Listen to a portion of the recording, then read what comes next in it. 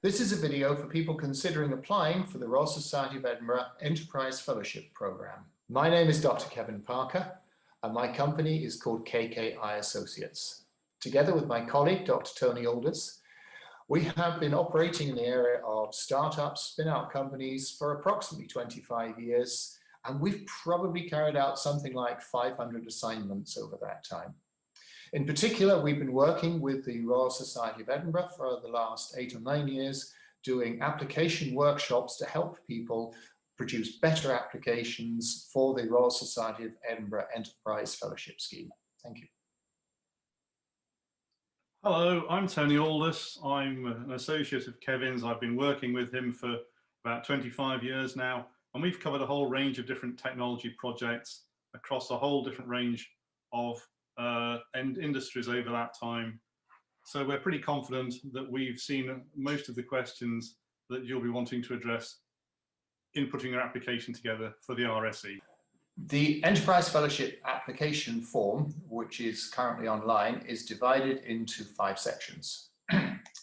We have a video for all of these sections with the exception of section A, which is purely administration. If you have questions on administration, please direct those straight to the Royal Society of Edinburgh themselves.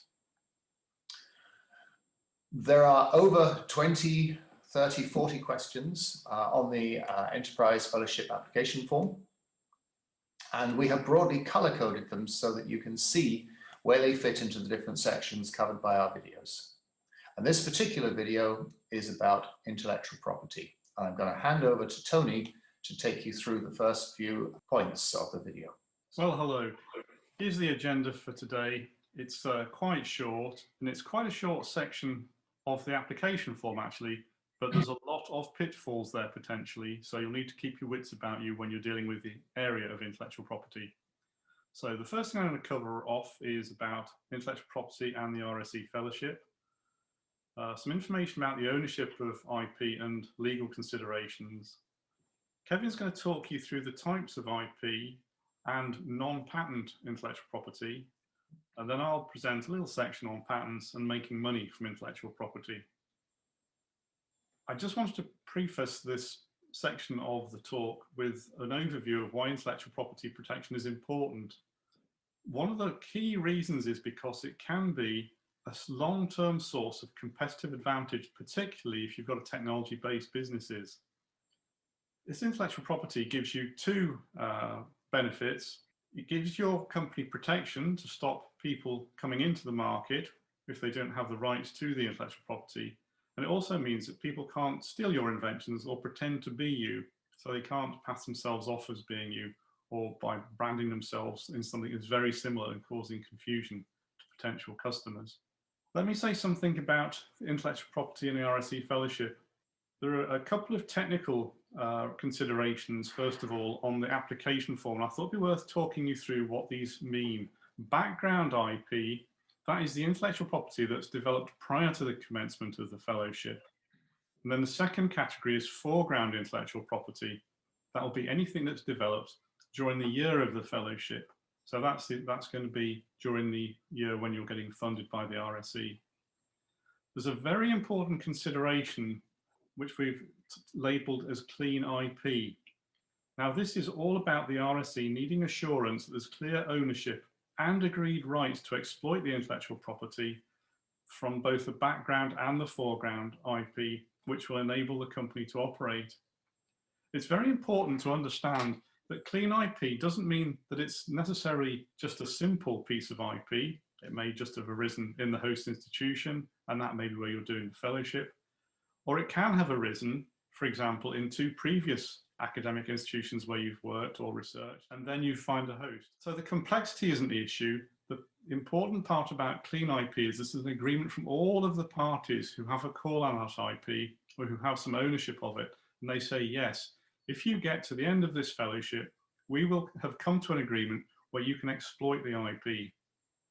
So this is what the RSE and their reviewers are looking for. They're not looking necessarily for a simple picture, but they're looking for absolute assurance that all the agreements that you need are in place. Another consideration here, this is one which may be important to you, Some of the host institutions will actually want to take a share of the equity of the company as a cost of hosting you for the year. So if you're potentially mobile, that is, you could go to any host institution, it may be one of the issues that you want to discuss with them. That is, what is the cost of you hosting me for the year? And are you going to want to take an equity stake, which may be up to 20%, for example, of the business when it starts up, as the cost of hosting them? The other thing is really an administrative consideration, and that is, don't underestimate the amount of time it'll take to get all the required signatures from the universities or higher education institutions that may have an interest in your project. Although you can fill out the form quite quickly, most of the universities have committee structures, and these can slow down the process for getting the required signatures on the form. So do bear that in mind. Do consider allowing perhaps up to 6 weeks to get each signature on the form. Now, some of the legal stuff. IP ownership is a desperately complex area, so that's the first thing we're going to say, and neither Kevin nor I would claim to be experts. So we do what we're going to advise you to do, and that is to get expert help if you do get into the area of IP ownership. Generally, it's the person who makes the inventive step who owns the rights to the intellectual property, but there are some exceptions. Mostly these relate to contracts of employment or contracts which lead to you being on the premises of the business. So for example, as a postgraduate researcher, you may already have agreed to assign IP rights to the host institution without perhaps being aware of it. So do read the small print and get someone knowledgeable about IP to read the small print for you. Other contracts that you may be signing are also important in determining who owns the rights to IP and the rights to exploit it. As I've already mentioned, clean IP, that is making sure that everything is signed off and everyone is clear that you want to exploit all of the IP that you need to make the business work. That's absolutely essential to a fundable project. There's another consideration here, which is you need to reward the inventors and the managers of the new company. And it's also possible that the university will be wanting to get a return from their investment of time and money in the project. So the considerations are about, well, how is the equity going to be split at the time when the business first sets up? Many universities will assign the IP to the spin-out company, and then what they'll do is they'll say, well, if the spin-out doesn't work for some reason, they will take the IP back and they'll have another go at starting another business using that IP at a later date. So that's a reversion clause. So again, it's something to consider. What exactly is the arrangement for dealing with the IP should you get to the end of the project and want to start a business? This is another bear trap I really need to mention. This is about confidentiality. One of the things which I hope you know is that you really can't publish anything before you've applied for a patent. Now, one of the ways you can put a ring fence around the information you have is by having a confidentiality agreement, or something sometimes called a non-disclosure agreement. And this enables you to go and talk to potential customers and suppliers. Essentially what it does is it puts a ring fence around your information. They sign an agreement saying they will keep your information secret for 3 or 5 years, and they will not try to exploit it or use it in any way or bring it into the public domain. So what matters from the point of view of patenting is what's in the public domain. And if you have a non-disclosure agreement, that really means that the information shouldn't be coming into the public domain and your information will be protected. This is a great way of discussing inventions prior to patenting, because what you're wanting to do there is make sure, again, that the information doesn't come into what's called the public domain. So it's a really useful tool for talking with people about your idea before you get your patent lodged.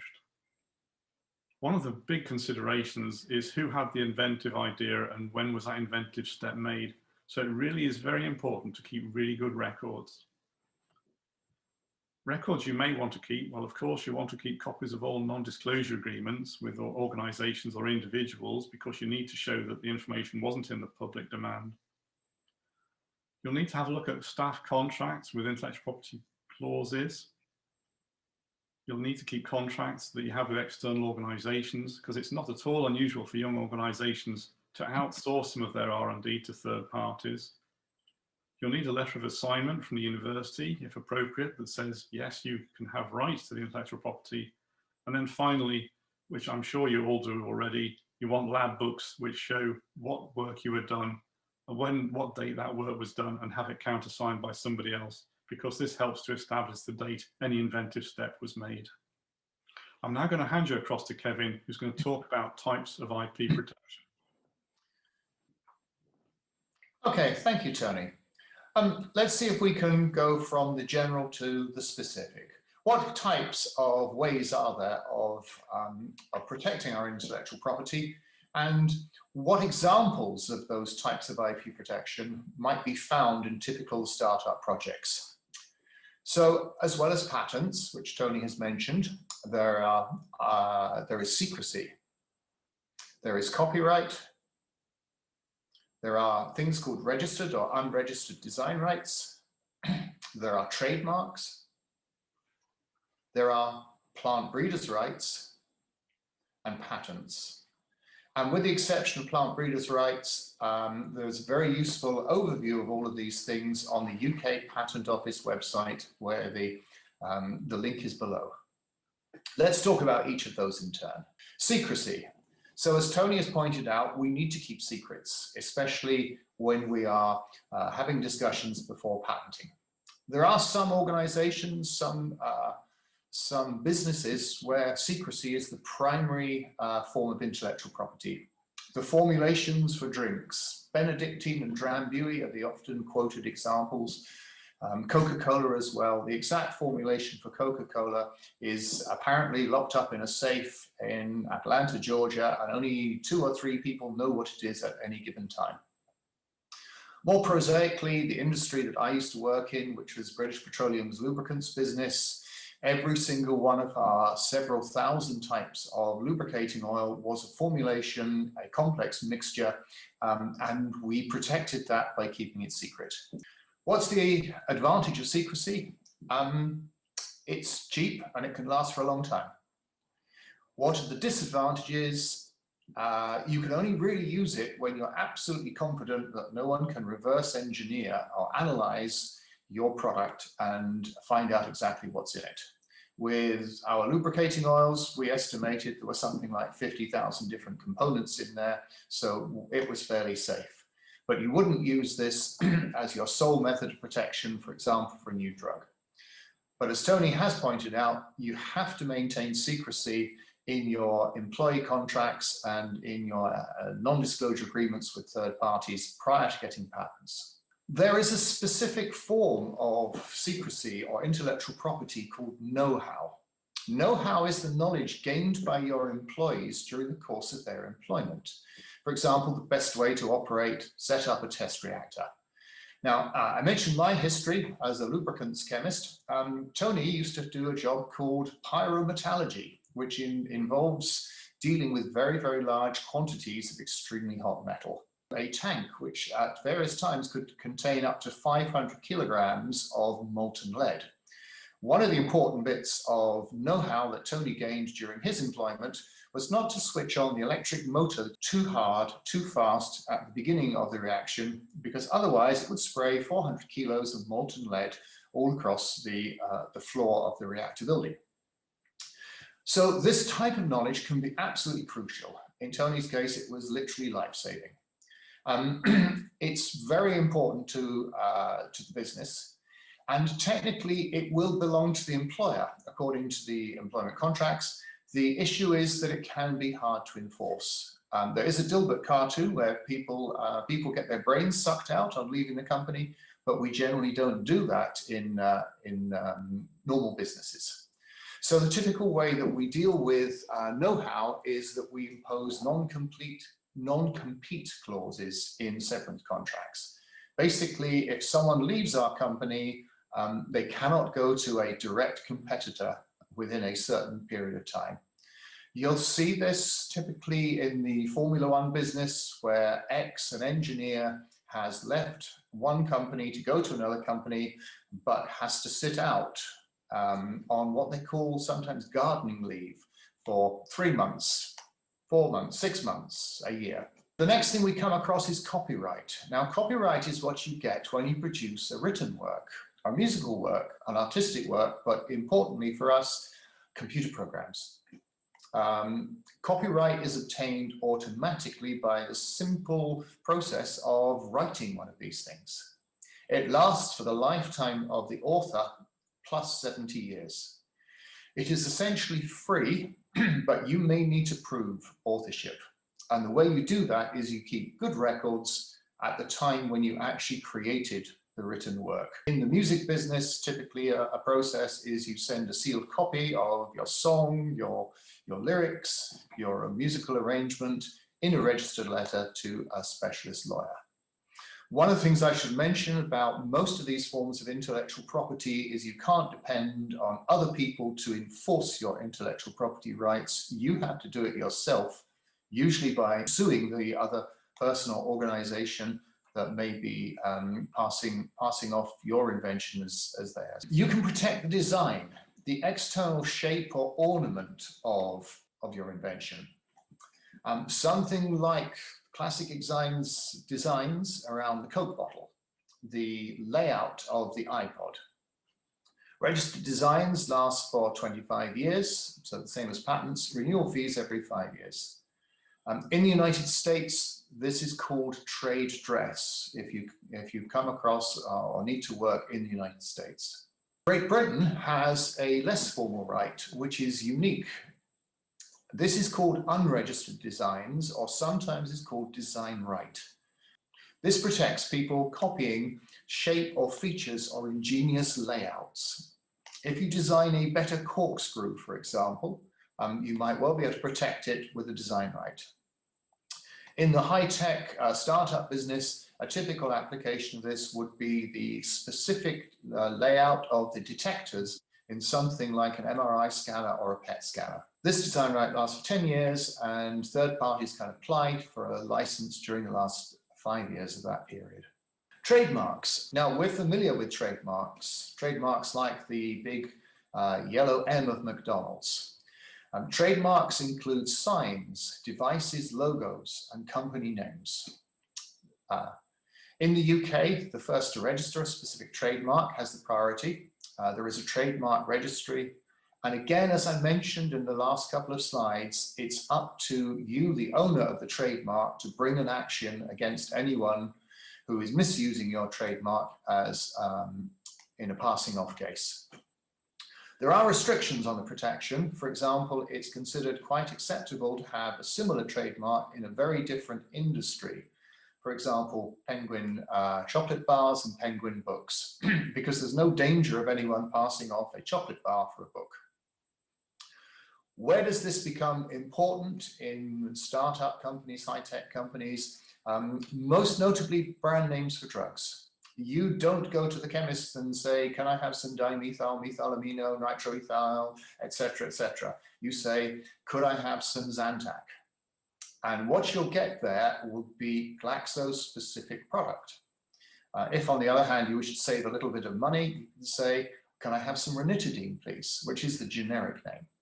So companies like to protect their trademarks. They're very important. That McDonald's trademark is not just the shape is protected, but there's very specific colors. With BP, not just the logo is protected, but each of those colors is a specific one to BP. I mentioned working in the lubricants business earlier. Every single one of our products was separately trademarked. One you might not have heard of, plant breeders' rights. Plant breeders' rights are intellectual property rights granted to the breeder of a new variety of plant. Classic examples would be a new rose, a new grapevine. In tech-based startups, you might be able to use plant breeders' rights to protect things like biofuels, renewables. For example, there's quite a lot of interest in the use of algae for absorbing CO2 in the atmosphere.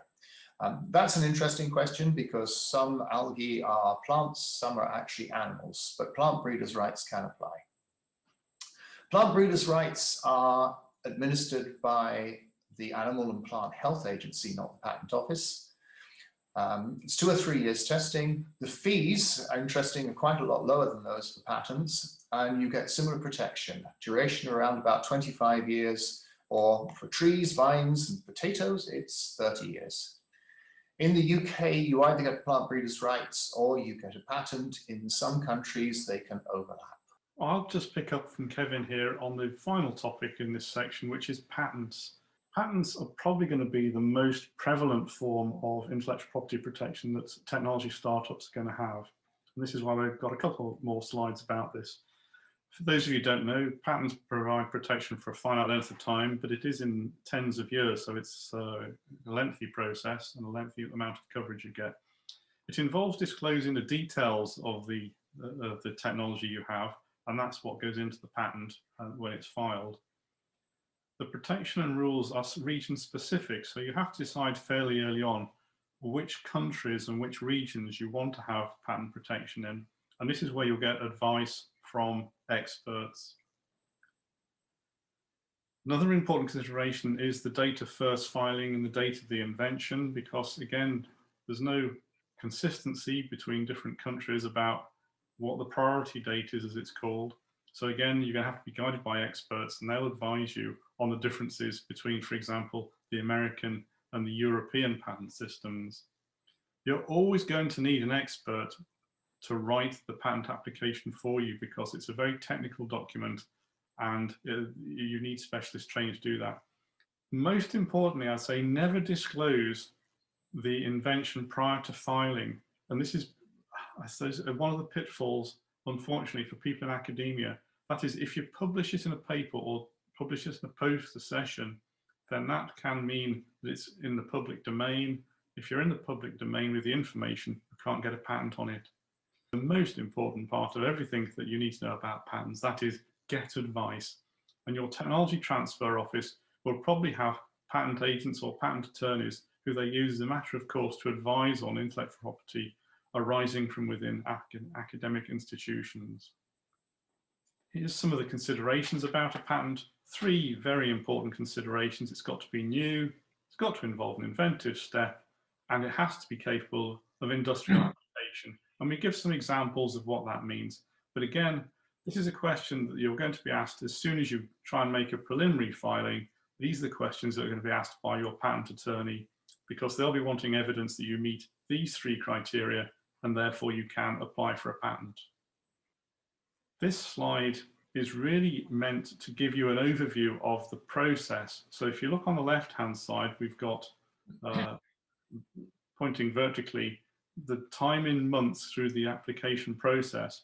We've also added in some indicative costs to show you how much you're going to be spending. So over the first 3 years, you could be spending tens of thousands of pounds on a single invention. So one of the things you must consider is, how are you going to pay for these patent costs? This may certainly be one of your larger investments in the early days of your business if you're wanting to protect either one or a number of patents. So you need a very clear view on where is this money going to come from. The patent agent is going to ask you some questions about this invention. Something else they're going to want to know is, has anyone previously invented this or something very similar, inadvertently copied something that's already there? So they'll look at prior art. They're also going to look at, are you relying on any other patents that are kicking around?